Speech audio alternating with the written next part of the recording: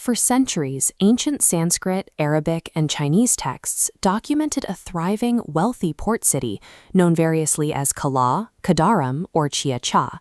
Historians read these texts and largely concluded this city was a geographic name for a transitway point on the maritime Silk Road, one that lacked any documented domestic industry. That consensus shifted in 2009 when archaeologists began excavations at the Sungai Batu Archaeological Complex. This map shows the sheer geographical scale of the discovery, charting an ancient Kedah boundary stretching 1,000 square kilometers from Bukit Choras in the north down to the Sungai Muda. The physical evidence at Sungai Batu demonstrates that ancient Kedah was a fully integrated industrial civilization and a massive exporter of iron ingots.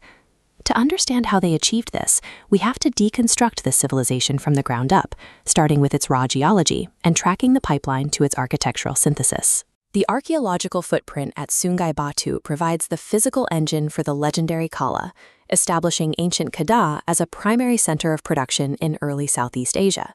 We begin 220 million years ago. Deep magma beneath Mount Jirai generated massive iron ore deposits. Above this bedrock, river systems continually deposited thick layers of alluvium clay. Along the coast, dense, corky stilt mangroves provided a high-heat, high-yield fuel source. Ore, clay, and high-heat fuel. These are the exact physical ingredients required for high-heat metallurgy, located directly on top of each other. The builders of ancient Kedah occupied a biome geologically optimized for an industrial boom. The scale of their operation is documented by 17 distinct iron smelting sites, all situated within a 1 to 11 kilometer radius of the raw ore deposits. They used local alluvium clay to manufacture specialized furnaces and tires, the blowpipes used to pump oxygen into the fire, capable of reaching 1,200 degrees Celsius.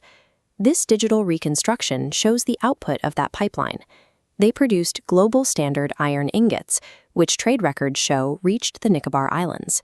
Positioning high-heat processing adjacent to raw resource extraction minimized logistical drag and maximized ingot output. Running 17 workshops simultaneously required extreme coordination and division of labor. There were miners and fuel gatherers and master smelters.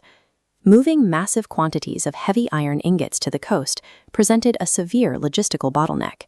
To solve this, ancient Kedah used the deep flows of the Sungai Batu and Sungai Muda rivers as an engineered transport network. These digital reconstructions illustrate the archaeological discoveries along those riverbanks: 11 physical jetties and 17 port management structures built to handle the cargo. These jetties facilitated a two-way economy. As iron flowed out, luxury goods were imported. These dedicated port management structures indicate a bureaucracy capable of regulating high-volume international trade.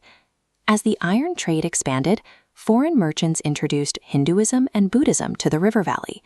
These floor plans show the architectural footprint of this cultural exchange, revealing the layouts of a Hindu Vimana mandapa alongside a Buddhist temple. This raises a persistent historical tension. Did early Southeast Asian kingdoms simply replicate Indian architecture, or did they adapt it autonomously?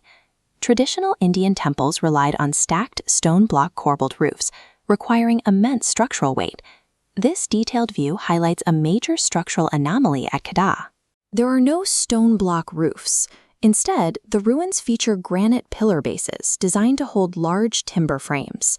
These fragments are ancient clay roof tiles. They feature distinct zigzag and wave patterns and were baked at 1,400 degrees Celsius to cap those timber structures.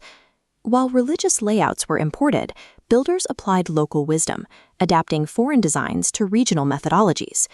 When we step back, the 1,000 square kilometers of ancient Kedah operate as a single integrated machine.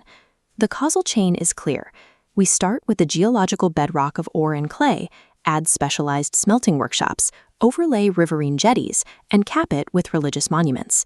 Globally, no other archaeological site features this exact co-location within a single complex. Their geological wealth necessitated an advanced iron industry. That industry funded heavy maritime infrastructure, and that infrastructure drew global culture to their shores. The ancient texts describing the port of Kala were accurate. The archaeological reality reveals a metallurgical empire whose engineering, architecture, and economy were autonomously Southeast Asian.